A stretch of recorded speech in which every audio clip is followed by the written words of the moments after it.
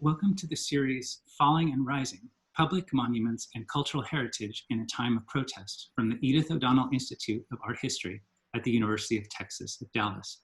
I'm Ben Lima, and our guest today is Dr. Mark Rosen, who's Associate Professor of Visual and Performing Arts and Associate Dean of Undergraduate Studies in the School of Arts and Humanities at UT Dallas, as well as President of the Italian Art Society. His book, The Mapping of Power in Renaissance Italy, was published by Cambridge University Press in 2015. And his honors include fellowships from the National Endowment of the Humanities at the Medici Archive Project in Florence and the Samuel Kress Foundation, among others. He's currently at work on a study of the meaning and uses of the bird's eye view in early modern art, thought, and culture. Thank you very much for being with us. It's my pleasure. Thanks, Ben. So today we're going to talk about an article that Mark wrote on the subject of Pietro Tacca's Quattro Mori and the Conditions of Slavery in Early Seicento Tuscany, which was published in the Art Bulletin in 2015. And I thought we could start by asking if you could just essentially introduce us to this monument and kind of give us some of the basic sense of it. Yeah, I'd be glad to. And I think, thanks for that introduction. I think probably I should share the screen just so I can put the image up. And this is my own photo. But I think maybe having this to look at will, unfortunately, I can't just isolate the photo. You've got my whole library there, but like you can make out that what I sort of wrote about. And I really became interested in this thing I've known about it for years, but I was in 2008, I was living in Florence and my wife was interested in making an excursion to have some caciucco in Livorno, which is the kind of, it's the seafood stew that is very popular there. And so we were there for the day. And I remember I was like, I got to go look at this thing again. And it was like one of those monuments that you see and you're kind of struck by it. And I went and spent like an hour walking around this and photographing it and thinking, I wonder like what people have said about this work. It was a sort of starting point where I'm not a historian. As Ben introduced me, I'm mostly a cartographic historian, and I am a Italianist, but I haven't worked on monuments in the same way, and I wasn't thinking about this really through an American perspective. I was really looking at it kind of closely in light of what I saw in Italy, and I got really interested in this. And I was thinking, well, here's what's interesting to me, like just as a starting point before I have like solutions to what this is. Like, what is this? And you walk around this, and what you're seeing, just in the most basic form, is Ferdinando De Medici, who was the son of Cosimo De Medici, who was the kind of ruler of Florence and Tuscany through the middle of the 16th century. Ferdinando was one of his sons. He actually took over the Grand Duchy of Tuscany from his brother Francesco. And that's the figure we're seeing on high. He was basically in power from 1587 to I think 1609. So really in the time of, let's say, Caravaggio and Shakespeare, like sort of that's the historical moment we're looking at. But the statue in marble at the top was not obviously what interested me. It was really these four figures around the base. And I'm gonna see if I can bring it in a little bit closer to give you a sense of what they look like. This is probably the best shot I have. These are, there are four. They are positioned not on the flat sides, but really specifically on the corners. And they each bear chains that are attached to the base under Ferdinando. And what was interesting about them, they are both, extraordinary works of sculpture in bronze, which is why they're oxidized, but they're also horrible. They're both sort of awesome and awful at the same time. And what struck me about, just on a purely like formal level, they are among the greatest works of Italian sculpture in that period between the death of Michelangelo in 1564 and really like the rise of Bernini in the circa 1620. So we're although these actually are from the 1620s, it's fair to say. So like Bernini was already operative, but they're among the great works of sculpture between sort of two different moments, sort of like the late Renaissance and the kind of high Baroque. It's sort of like in that moment between. And John Bologna is the great sculptor of Florence, who his workshop produced a lot of great sculptors, including Pietro Tacca, the person who did this, who was also responsible for like many important equestrian monuments. So anyways, I'm giving you sort of the long view of this, but what is especially interesting about these four figures at the base, they were added after the marble. The marble is by a different sculptor from the late 16th century. This is a kind of completion of the monument with four bronzes by Tacca, is that when you look at them, both their characterization as bodies and as faces, they are personalized, and the idea of a slave attached to the base of a monument is not new. It is, in fact, I can walk you backwards through that. It's not new at all in this, but what is relatively new and especially forcefully done in this work is that they are that sort of like race and differences of race are really factored into it beyond a level of kind of typology or just like representing the continents or something like that. Instead, they are the figure that you see closest to you in this image, who is completely nude and actually circumcised. Interestingly, it's visible on the sculpture itself. Has a shaved head with a top knot behind, and a really bushy mustache. And there's a second figure like that as well, who is, who reads as either Turkish or possibly North African, light-skinned North African. And another figure on this as well does. This one that you're seeing here is a little more ambiguous. And this figure, and I'd have to see if I have a detail of this, but I'm sure that I do. Let's see if I can open this up. The figure on the, I guess it's the southeast corner, is different than the others and is definitely coded and sort of reads as a sub-Saharan African, of which the number in Italy at the time was relatively low, especially in a town like Livorno, where this is, which is a port city and really has links to North Africa. There certainly were sub-Saharan African slaves throughout Italy, but their percentages were much lower than North African ones. And so I think that it's really, really interesting. So this is the kind of origin of the questions that I'm asking. Maybe I'll stop sharing my screen and I can bring it back. But that's the origin of my question, was sort of like, what is this unusual? I needed to sort of familiarize myself with the making of monuments and also sort of what slavery meant to the people of that area at the time. Before I began my project, and once I kind of got going on it, I was like, oh, this is a very rich vein. Yeah. One of the things that was really interesting, I thought in the article was, it sounds like this city of Livorno, which I don't think, I believe that some, at least in English, some would say Leghorn, although I don't think that's not the official. If you've ever been on a cruise, you like people who cruise the Mediterranean, Livorno is like still like a stop, it's the Tuscan stop. Yeah, it is today.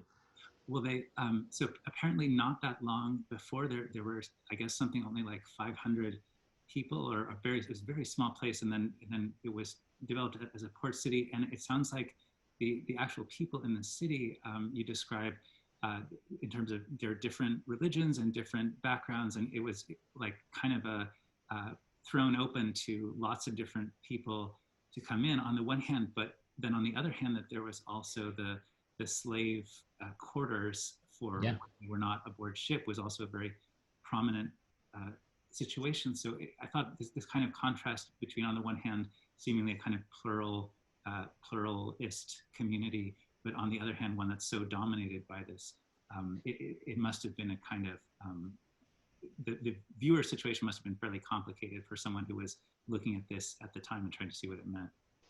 Yeah, absolutely. I mean, the history of Livorno, as you mentioned, is really is relatively short at the point that this is made. That there was always a city there on the coast, but it was small. And the Medici really in the late 16th century decided that this had to be their port. Like Florence, the main city, is on the Arno, but it's essentially landlocked.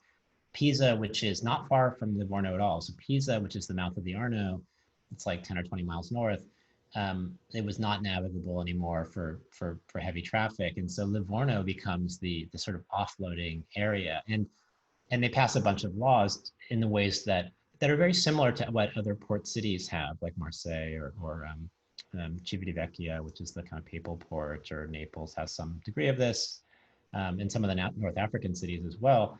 But they pass some laws that sort of to attract people there to build help build the city and to support it. And so there's a huge influx of kind of political and religious refugees that come, including there's a huge Jewish community, or not huge, but there is a substantial one, and they are not put in a ghetto like they were in.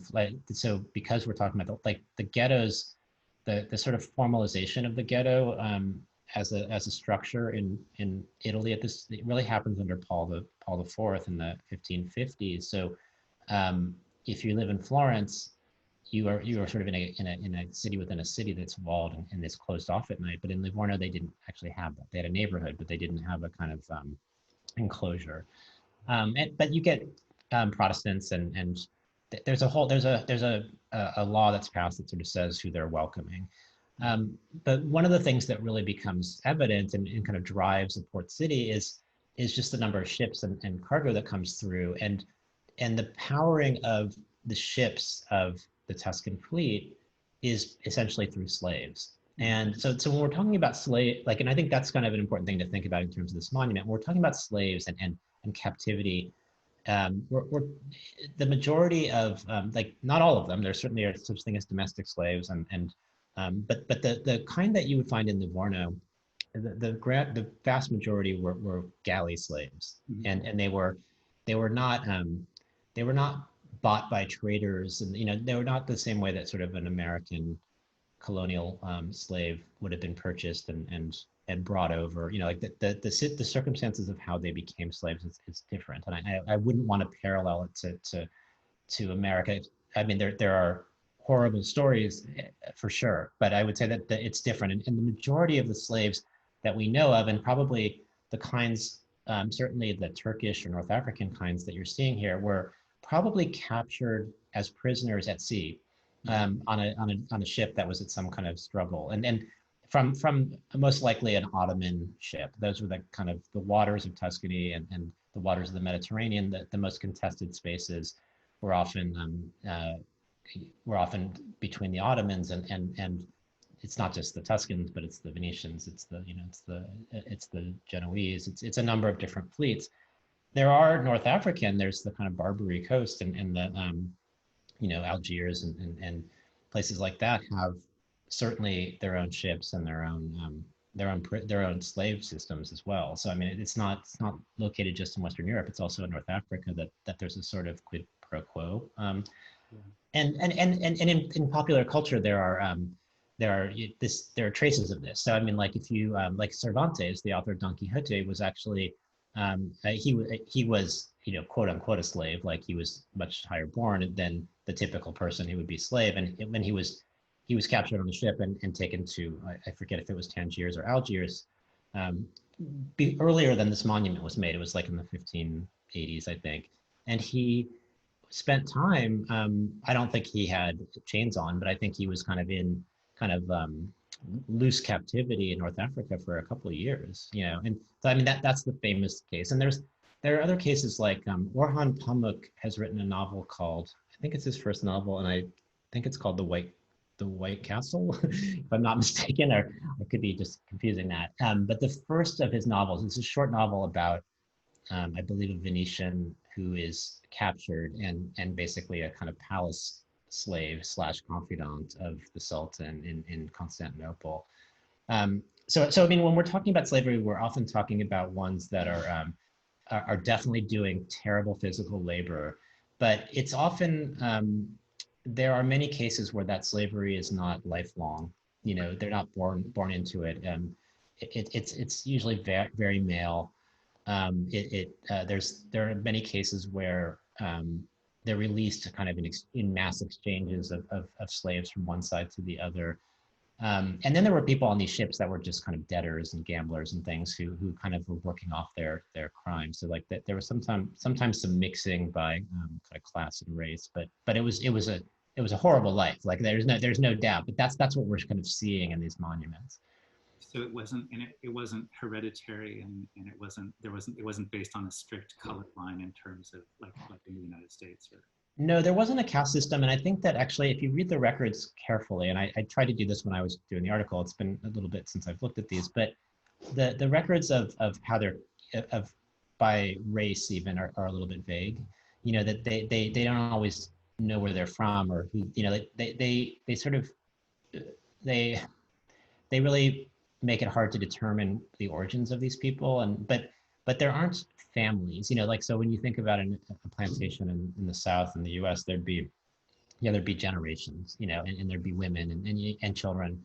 And that doesn't really seem, that there were certainly female slaves. They were not doing this kind of work. I mean, they were mostly domestic, and you can see them in there's like Titian paintings where there's a servant holding a mirror, or most famously, there's a great painting in Washington by Van Dyck of a Genoese noblewoman. I forget her name right now. Doria Spinola, I think, where there's a dark-skinned sub-Saharan African woman, fairly nicely dressed, who's holding a parasol above the doorway of like a kind of baroness, and that's the kind of domestic servitude that women would have been in, and there's plenty of evidence of them, but the numbers are not like they are in the U.S. South, 2 centuries later. One of the kind of issues that was explored, that you explored in the article, was in terms of the artistic approach of this particular monument. We saw on the photos there the kind of the detail and the nuance of the figures, and I understand that actually many viewers felt that the 4 enslaved figures were considered to be more compelling than the ruler above, which was interesting. But you raised some of these questions of I guess kind of empathy, the sense that viewers might have empathy, and even to the point of the kind of existential experience that somehow, even though this monument was nominally for the glory of the ruler and the realm and the Medici and the dynasty and so forth, that somehow through the power of arts, perhaps that someone who saw this might be compelled to some kind of maybe identification with the figures who are enslaved. I mean, is that an accurate way to put it? Yes, I mean, because this monument is placed right on the harbor, and it was there are prints from the 17th century and 18th century of all sorts of ships being offloaded and people selling stuff, and slaves who are kind of in chains around nearby, and I can go into more about sort of the structures of slave society there, but it's not abstracted. So when you look at Michelangelo's slaves, let's say, which are made for the tomb of Julius II, and were very Neoplatonic in their conception and sort of white in their facial typing and all of they're sort of about the nature of the kind of the inability to transcend the body. These things that are sort of larger than who's keeping them down, or right. But with these, you see facial types and body types that are recognizably human and recognizably sort of modern, and have the characteristics. So like when you go back and look at, say, art of the ancient world in the Middle Ages, like slaves are very much a part of that art. I mean, that's not unusual. So the Arch of Titus, from the 1st century, you have on the underside, you have the Jews being kind of carted through, with their arms behind their backs and their heads down, with the candelabra from the temple and things like that, and you see it in the Middle Ages. You have something like Lorenzetti in Siena, the Good Government frescoes, where the captives are kind of at the foot of the soldiers, and they're sort of swarthy, but they're sort of generically Judas-like, sort of maybe even Semitic in the but they don't really seem observational, and this one really does. And I think that throws, again, if you're in a world where, hey, there's races and traders and goods coming and going, and this is there's a flow of society, and then you sort of are face to face with not just slaves, but ones that are clearly coded as being from different places, and it's throwing you into a really complicated series of responses. And like as you mentioned at the beginning of the question, like the first people on record as seeing this who were not local, the first travelers were like, this is horrifying, like that. I mean, like that they were not taken with it as, this is a really great, like symbol of the power of Ferdinando. Like that was the intent, in a way, I think, behind the original idea. And every foreigner, including like the Revolutionary French, when the Napoleonic troops who came in, had like lots to say about it. This that was really eye-opening, especially the French who were used to monuments with slaves on them. They are all over Paris, but this one really got to them. I think you also addressed how, well, in terms of the medium and the technique, well, obviously, like, painters can use color and so forth, and even there's examples of work that codes its subjects by using different types of marble. But in this case, the stone, it's all done through the close modeling of the facial features, right? It's not, there's no like literal color coding of the figures other than just showing their faces and kind of their looks and their motion and so forth.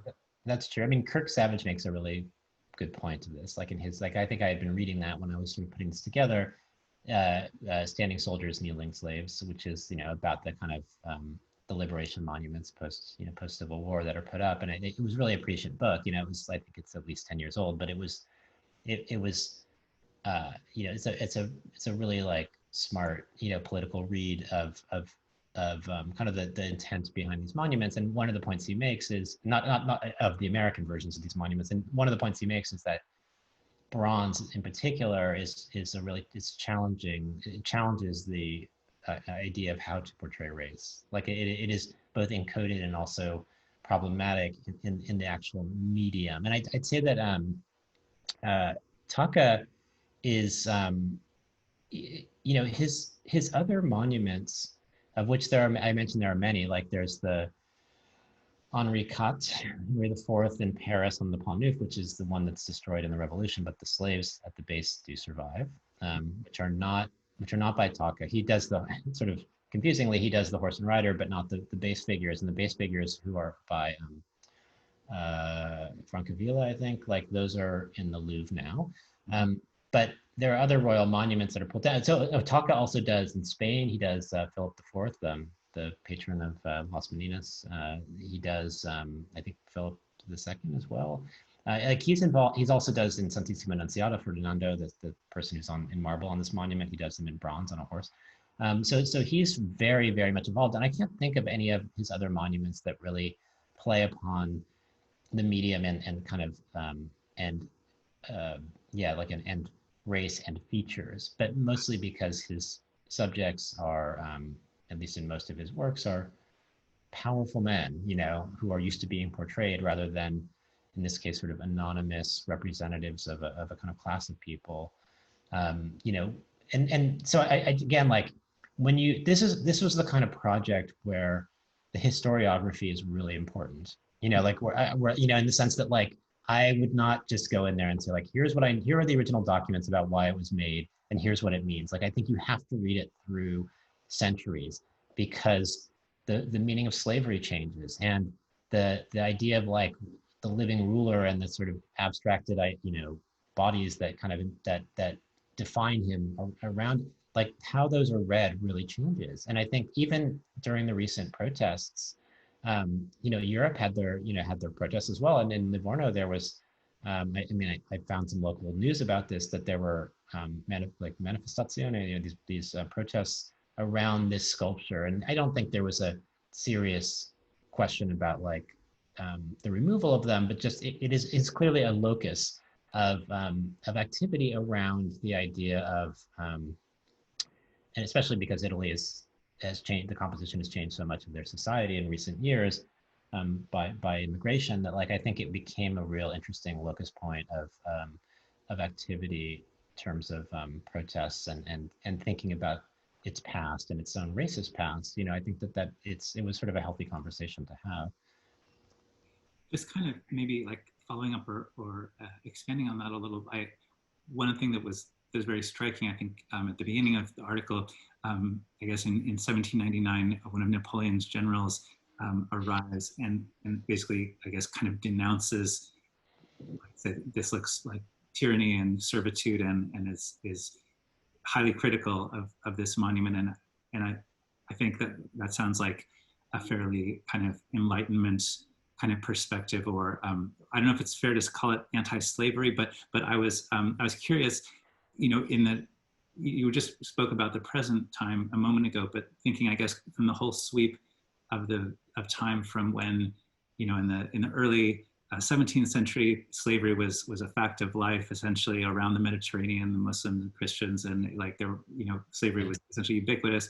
And by 1799, there's a sense, it sounds like that, of a more strictly anti-slavery point of view, and then knowing that the abolition movement in the 19th century and so forth. I wonder if you could tell a little bit about kind of how that evolved from, say, 1799 and afterwards, or maybe what changed between the 1620s and 1799 to these kind of shifts in how people responded. Yeah, I have to remind myself by actually looking at my own article about about when slavery was abolished in Tuscany, because I know it's in there somewhere, and I think it was in the early 19th century. So I think it's even after. Okay.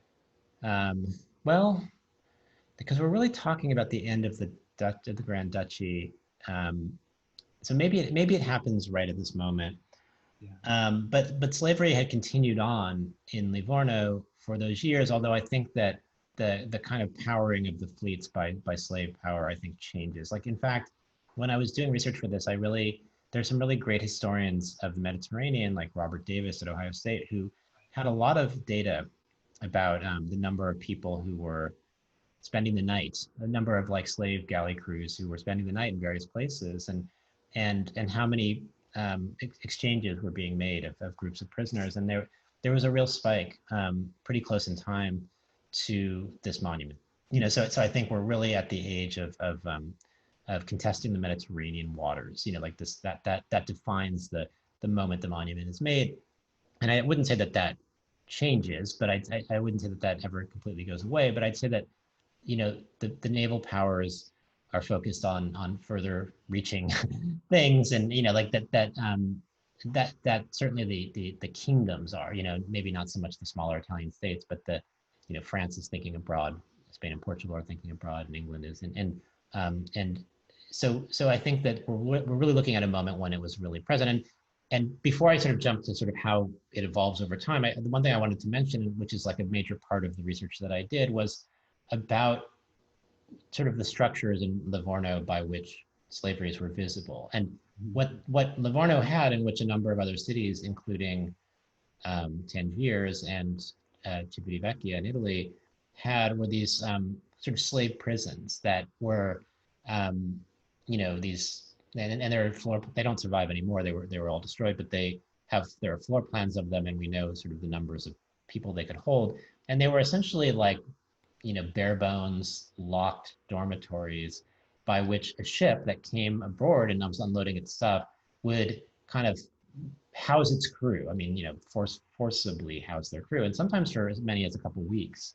And so the privileges of those people in there are extremely limited, but there was a lot of evidence that if a boat was there for a long time and a prisoner was kind of not at sea, that they could earn certain rights over time to circulate. And at first they could never be out at night, but they could go outside the walls of this little prison and sell stuff. And like there was a series of steps that could be taken, and they always had some kind of irons on, so it was not like they were free. And I think that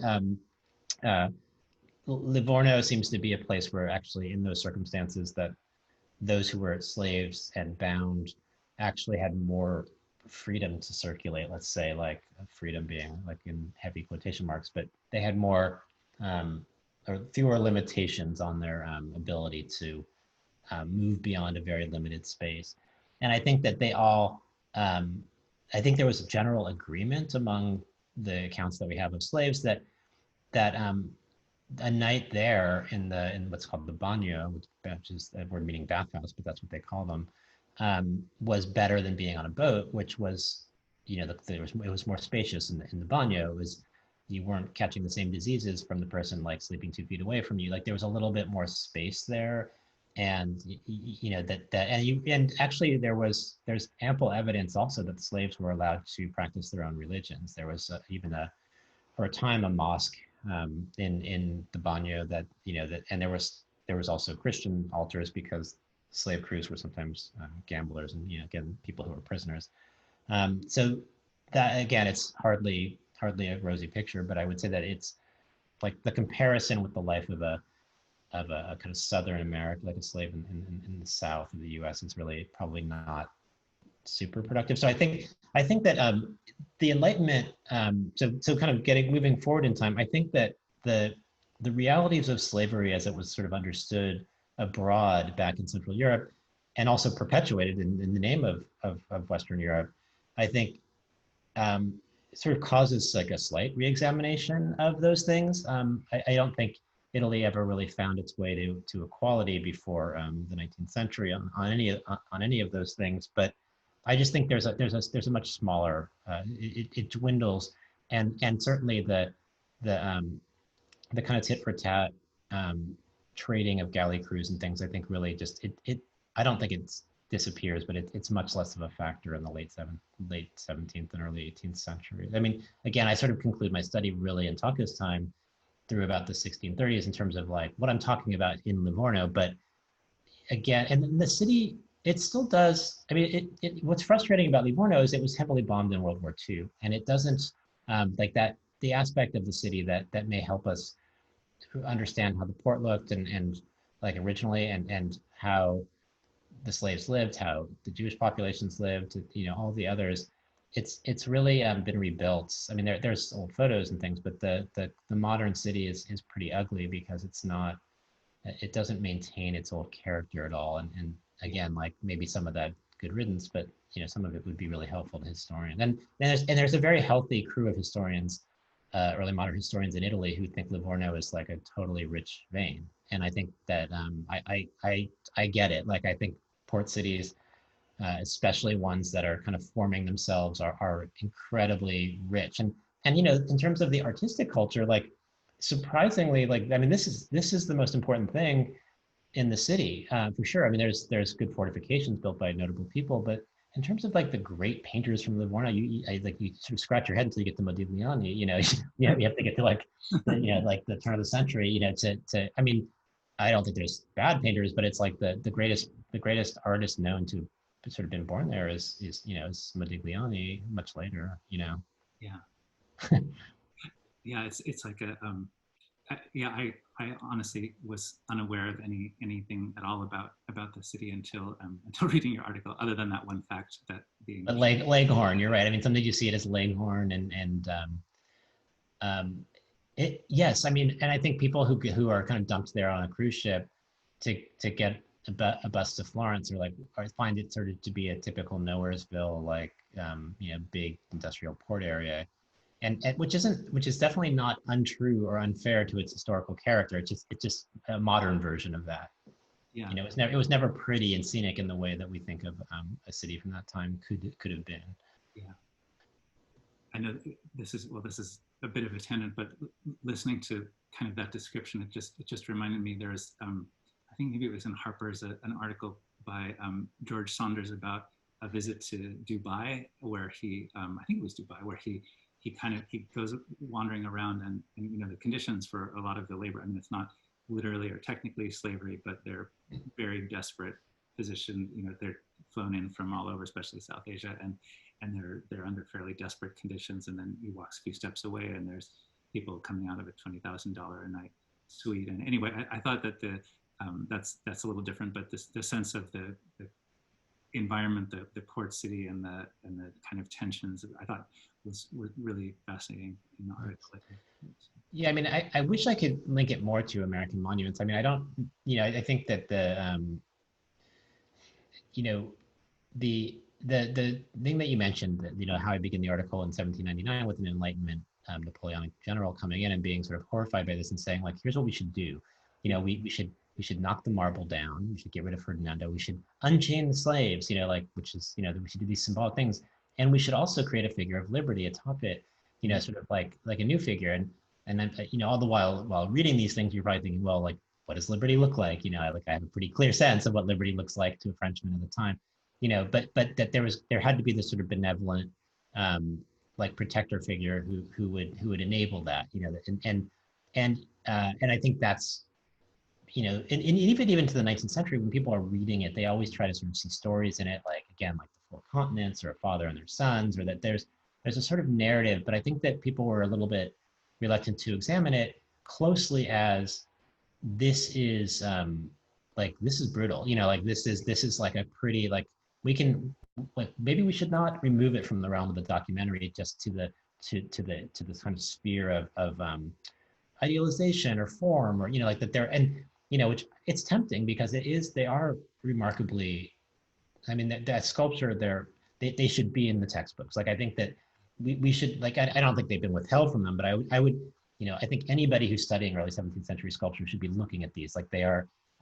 right there doing something really interesting. They're, you know, they're, Tacca is an important sculptor who's doing like, you know, an unusual intervention that doesn't carry like easy resolutions, as you mentioned. And I mean, I closed the essay with something that I noticed really, really late when I was writing it. I just had tons of photos of everything. And I was like, oh yeah, like I forgot about this when I saw it, which is that the signature of Tacca is on the handcuffs of one of the figures, you know, and it's not visible unless you're like practically like, you know, you're like 6 feet off the ground on like a step stool and can kind of get into position to see it. And it's you know, it's, if it's ironic, it's like the worst kind of irony. It's like the most painful kind, you know, it's like so mean or something, like I'm the one who's like in control and has the keys to this, or, you know, or it's, you know, sympathetic. It's like a lot of things, you're sort of, you're thrown into so many responses. And I think that it's a rewarding thing to spend time with, to sort of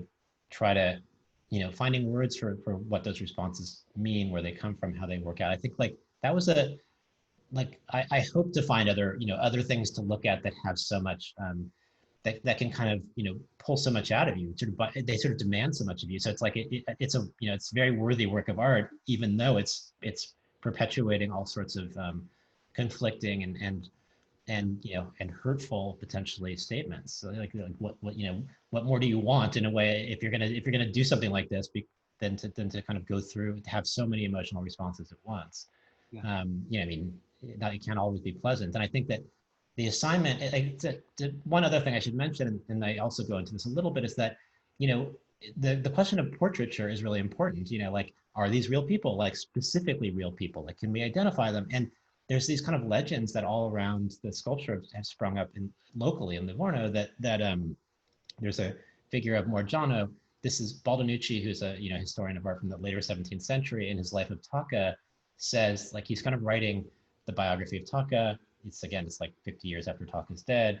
Baldinucci says, you know, one day when I was in Livorno, I saw the young, you know, the sub-Saharan African figure, I think he's referring to, this figure named Morgiano. He gives him a name, Morgiano, like Morgan.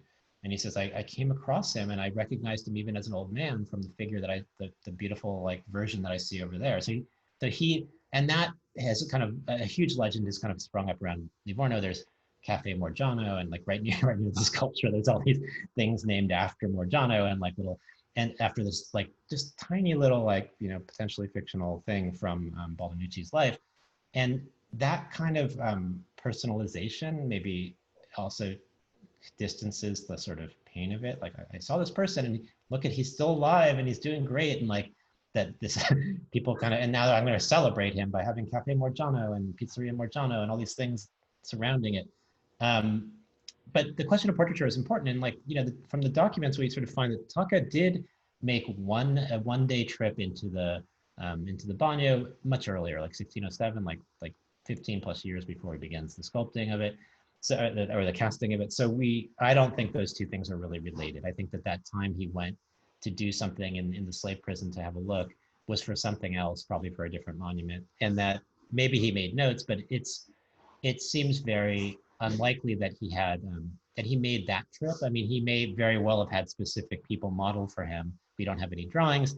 I mean, but whatever he's looking at, it's definitely inspired by something very close to life. So I think, you know, I could not, it wasn't really my job. It wasn't really something I thought I needed to do, but I couldn't identify, this is the person who is being modeled, who's the model for this. That was not what I could do. But the sort of, the overwhelming evidence supports the idea that there were models around that this was a sort of omnipresent thing that was kind of visible within that culture. And so that sort of was my point for that. Yeah.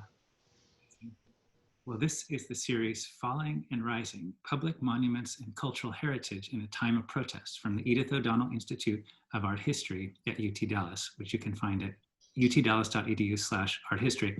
And our guest today is Dr. Mark Rosen. Thank you very much for the interview. Oh, this was so much fun, Ben. Thank you.